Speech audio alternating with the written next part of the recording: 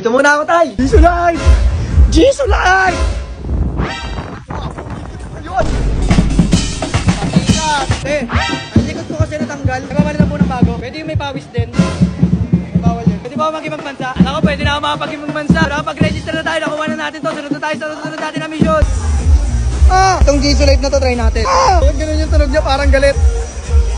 Iba yung sound niya, parang nagtatampo. Open natin. Nanalo ka to. Nanalo ka. Ano panalo ko? Asa na pera, 1 million.